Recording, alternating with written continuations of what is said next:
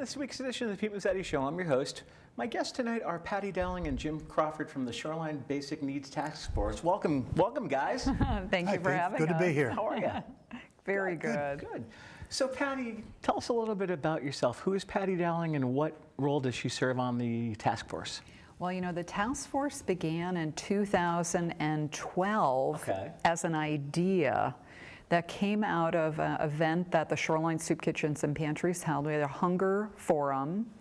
We invited gentlemen from the Department of Social Services, Connecticut Food Bank, and Hunger Connecticut. And we had an opportunity to have those people speak to the issue of hunger in Middlesex County, in particular in lower Middlesex County. And at the end of that forum, there was real energy around, well, hunger is critical, solving hunger, but really it's only a symptom of poverty. And there were many entities on the shoreline in Middlesex County in the state who their missions were to help alleviate poverty. But they were coming at it, such as we were, from hunger or housing or transportation or job training, really trying to focus in on an area that they could make a great change in. And there were a group who got together who said, why don't we form a Shoreline Basic Needs Task Force? We currently have about 45 members along the shoreline. And our mission and our goal is to be a collaborative of groups and concerned people working to effect change that increases self-sufficiency among vulnerable individuals and families in need along the shoreline. And so folks involved, the Shoreline Soup Kitchens, End Hunger, the Estuary Council of Seniors, Hope Partnership, The Connection, Families Helping Families, all of the town social workers, and the Madison to Old Lyme, Chester, Killingworth, all of the town social service workers, several funders, the Middlesex United Way, the Community Foundation, Middlesex County, Essex Community Fund, all come together, and for the last, going on 3 years, work on projects and programs and events that bring awareness, education, and also some action steps for the community to take. And we've shown the critically acclaimed movie A Place at the Table, talking about hunger in the United States. We held an event on affordable housing in Clinton. We had recently the Sustainability Palooza at the Valley Shore YMCA, also a member of the task force, talking about how to really look at your life and try to make it more sustainable for in every way. And then hopefully sometime in the future, we'll be doing an event related to the newly released United Way report called the ALICE report. And you might have a question. I was going to say, we'll talk about ALICE here in a few minutes, but before we talk about ALICE, Jim, what is your role on the task force? Well, I'm, in addition to being a resident of Westbrook and very interested in the shoreline aspect of this, I also work part-time with End Hunger Connecticut. And it seemed to be a natural fit. End Hunger Connecticut is primarily devoted to being an advocate for administrative and legislative change, and to bringing people together to make those things happen. And we're also happy to be a resource for folks on information about hunger and hunger-related issues that that are pretty much a statewide problem. I would say, interestingly enough, that I think the perception, I know particularly the perception in Hartford, is that there really does not have, this area does really not have a problem. No. That people view it as a vacation area. They forget that there are folks who live here year-round, who are in a lot of the service occupations that help keep that tourism alive and vibrant. So when you begin to focus on the information and the data that's available, and you see these pockets throughout the shoreline that are pretty reflective of what we see in a lot of rural and suburban communities around the state. There are really no towns in Connecticut that are immune from the hunger issue or these issues that are related with very real outgrowth of poverty or living right on the edge of poverty. So that's primarily how I got involved. And I have to say this, I travel around the state for End Hunger in a variety of capacities, primarily with school nutrition programs, but we also are resources for hunger action teams throughout the state. And in many ways, the Shoreline Basic Needs Task Force is larger than a hunger action team in its mission, but I have to tell you that there is no group that I've been involved with statewide that has a more devoted, loyal, and energetic following than this particular group. You can count on every meeting. There will be 20 people there, and they're all engaged, they're all motivated, and they all have, I think, a very clear understanding of what the mission is and how we need to take steps to address that. Primarily, initially, it's an education thing that you need to show people this is what the face of hunger and poverty looks like in our area, and they're our friends, they're our neighbors, and they're the kids that your kids go to school with. Right. Now, as far as, and I know Patty touched on it a few minutes ago, the Alice report. Yeah. What is it, and what does it entail, and what types of information are detailed in the report? The interesting, but there's a little bit of a history with it that needs to Tell us. That needs to be told. United Way first developed something called the Alex Project for New Jersey, and in the last year it was expanded to a few other states, and Connecticut's one of them. Alice is, if you can picture this, is all capital letters, and it's an acronym that stands for Assets Limited, Income Constrained, Employed. Essentially what it means is that folks who are working people have very limited assets, and their incomes are very much bounded by a variety of reasons that cause for them to not have enough to be able to successfully secure on a regular basis basic needs that they need to survive in a particular area. So when you look at the Alice number, it's combined with the poverty rate in an area. So if I take the town of Westbrook as an example, which I think is a terrific example, case in point. Westbrook has a 34% Alice rating because while only 3%, and 3% is too much, but only 3% of the folks who live in Westbrook are under the poverty line, 33% are on the line, the Alice line, which is a missed paycheck, a car repair, a medical emergency. Any of these things can put their particular families into a crisis mode because they're living right on the edge of where they can sustain the things that are primarily important for survival, whether it's housing, transportation, child care, groceries, medical care. You combine all of those, and that's a staggering number. That means 1/3 of the people in Westbrook are at that particular place. And there's only one other town in Middlesex County, Middletown, which is higher. Really? Yeah, and it's only by 3 points. Wow. So it's a very real problem that people need to be aware of. It's not just those who are in poverty that are most in danger. There's a very large group of people whose situation is very marginal, and their ability to get more or to be able to earn more is very limited. Just a quick Sure, statistic. In this county, Mm-hmm.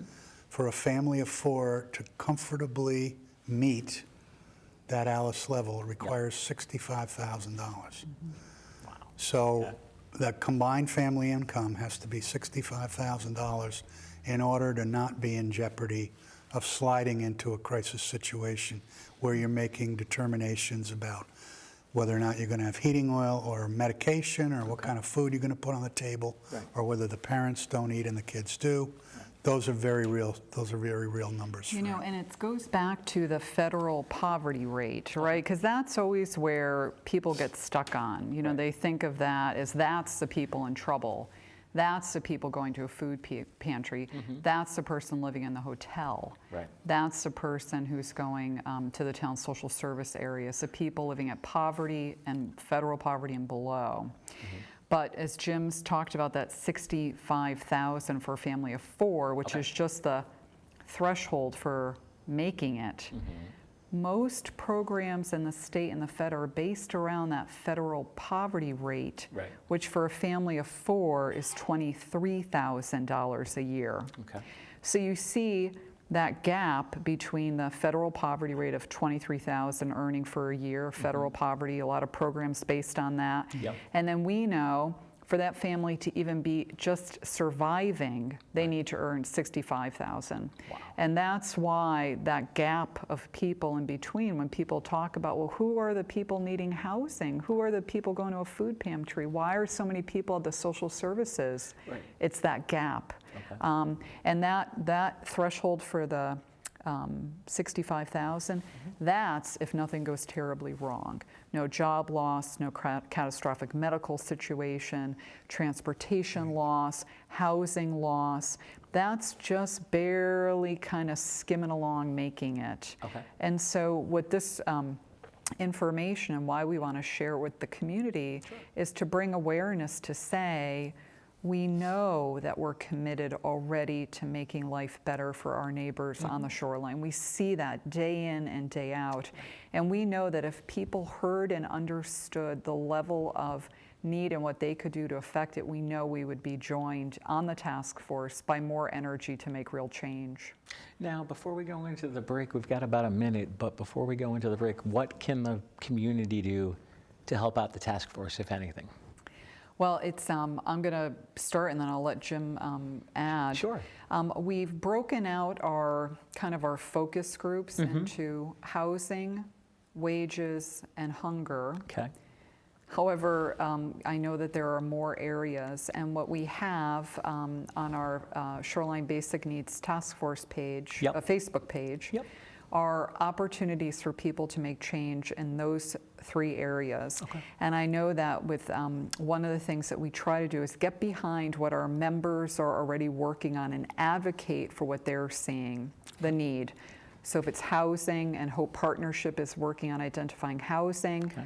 we can help with them. And Hunger is working on school-based food programs, we can help with them. But you know what? We're going to talk about that when we come back. Would you guys mind sticking around for another segment? Oh, we'd love to. We'll be right back. Thank you.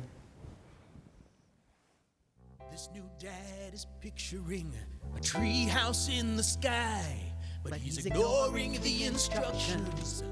Good luck, big guy. His kids know that he's building without a clue. Never been so good with nails and glue. Now we're trapped inside a box. I hope mom knows what to do. Mom! See, you don't have to be perfect to be the perfect parent. Thousands of siblings in foster care will take you just as you are. So, I just moved in with this family, and it's embarrassing. The little one, he likes to go outside and crawl around in the giant litter box. I don't know what he's doing. I mean, I was born and I knew how to use the litter box. Look at that. That's disgusting. Oh, poop already. You're making me nervous. Oh, okay, I can't look at this anymore. I really hope he grows out of this, for his sake. And welcome back to this week's edition of the Pete Mezzetti Show. I'm your host, sitting here with Patty Dowling and Jim Crawford from the Shoreline Task Force. Guys, welcome back. Thank you. Thanks for coming back. So for our viewers and our listeners that are just joining us, tell us a little, we're going to start from the beginning and tell us a little bit about the task force and exactly what you guys do. Sure. Well, we started a few years ago, really trying to have a shoreline presence around groups who are already working on helping those in need, having a forum to come together to say, what are you working on that if we helped you, it would help you? Right. You know, so entities who are involved are End Hunger Connecticut. Right. Jim Crawford, who we have with us, has been telling us about his work in school-based feeding programs, school-based lunch programs, school-based breakfast programs, summer meal programs. So we can take what they're working on, let everyone on the task force know, and then we can individually and as groups advocate in our towns and with the people we know about, this is a really good idea. When Hope Partnership is working on trying to look at better housing options for people along the shoreline, and they may have a property that they're hoping to have or build or work on a specific town plan for housing, we can all rally together to really help them work on that.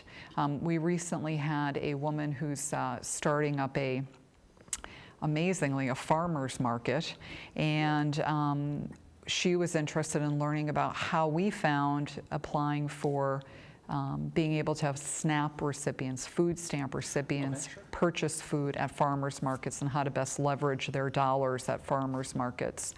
So it's a sharing of information, but it's absolutely a way for us all to be working to help people to be more self-sufficient, people who are on the edge of falling into poverty or just barely making it.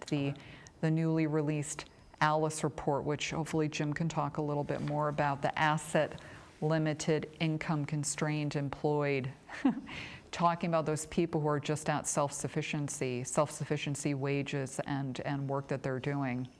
Also for the idea of trying to, as a community, say, there are people who need help along the lower Middlesex County. Right. We tend to be an area that is not seen as having the level of need as other parts in the state. Okay. And we've been very fortunate to have several of our elected officials come to our meetings, be part of the task force, and really hear and be educated about what we're seeing and what the need is. Okay. And Jim, I know we talked a little bit before about the break about the ALICE report. I was maybe wondering if we can get into a little bit more detail about the report. Let me piggyback just a second second go on ahead. what Patty said. Please. Because a lot of folks, I'm pretty sure, don't know about the Regional Council of Government, which is relatively new to Connecticut. Right. And I would describe it as an effort to get back to the kind of cooperation that was found in countywide government or countywide planning groups in the past. So Council of Government is essentially the chief elected officials for all of Middlesex County, and they come together regularly once a month. And that's the kind of group that we're happy to see fully engaged in the education process about this whole situation and how much need there really is in the area. We've gotten a lot of cooperation from them. One of their members of the professional staff for the Council of Governments attends all our meetings, and that's part of what Patty was articulating, is that we've got folks on this task force whose profession is to assist with programs that are designed to help people. Okay. And when you get the social services directors from Old Saybrook, Clinton, and Westbrook together, you have a pool of information and a pool of experience there that helps you to focus on things and say, hey, this is a particular problem. Here's what you could do to help.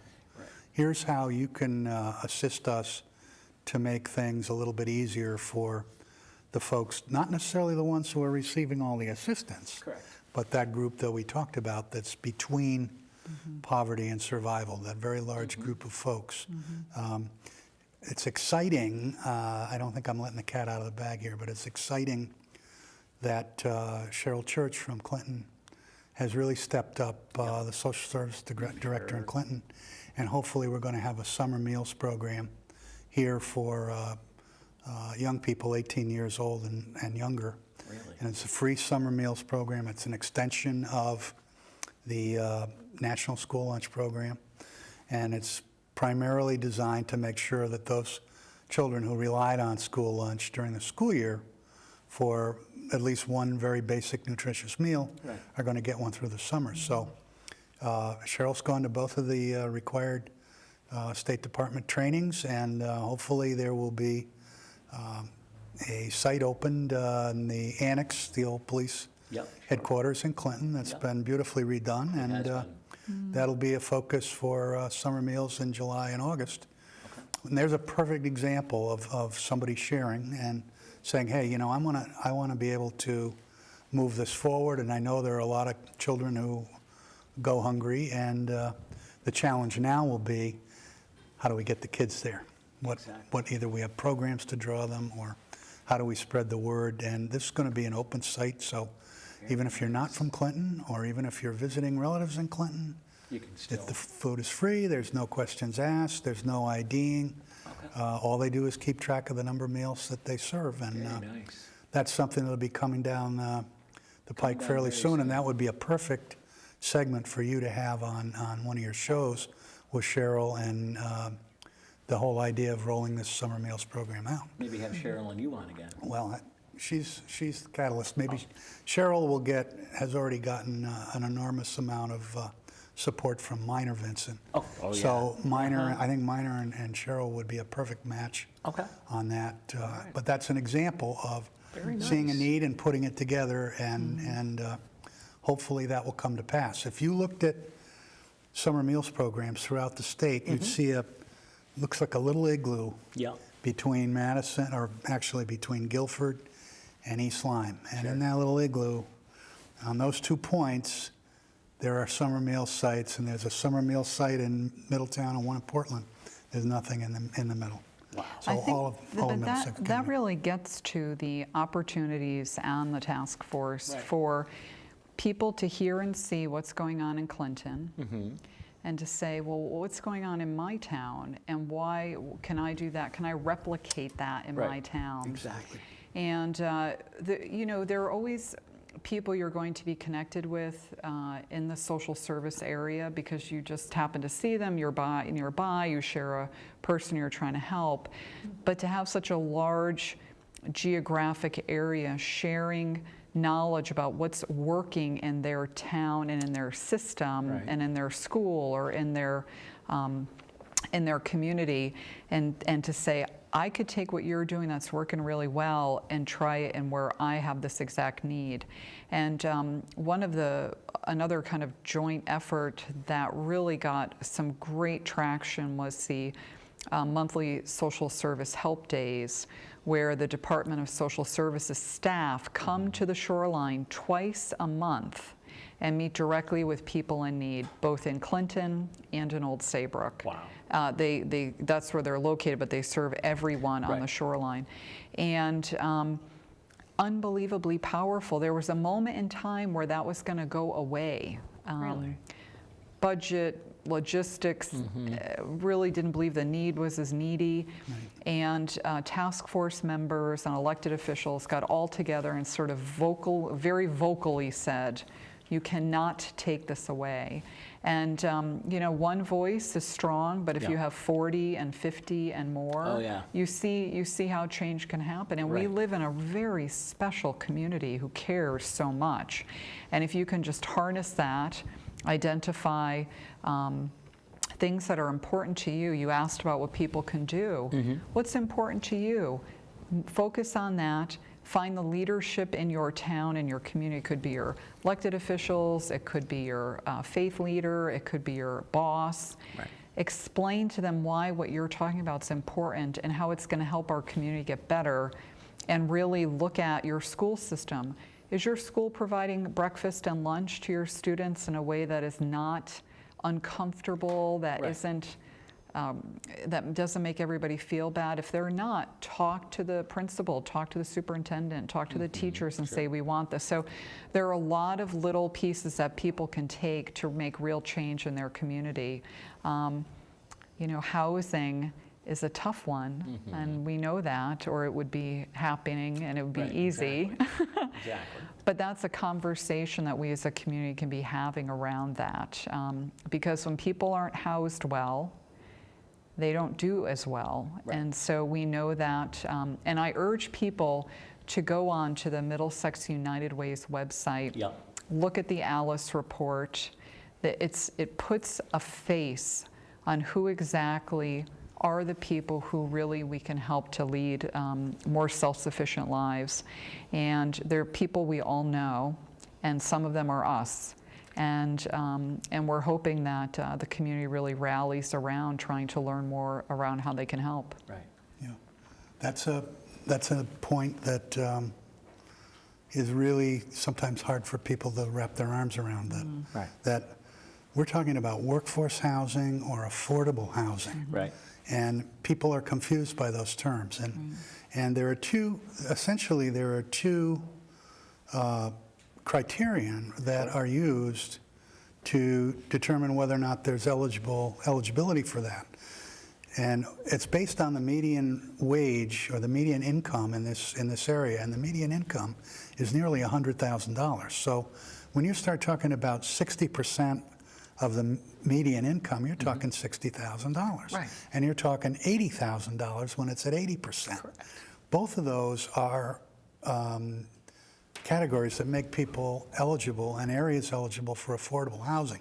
So we're not talking about folks who are at the poverty level. These are the very people that are in these reports, and they're the ones who are being priced out of the area because they can't afford to be here. And you and I have said this before and had this conversation before.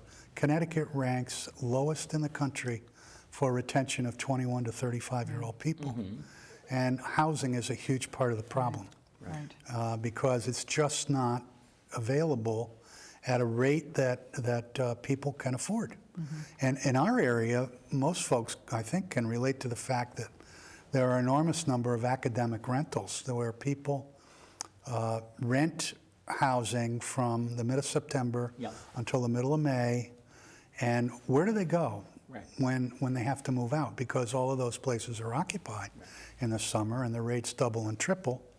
And many of those people have children. So we see these pockets of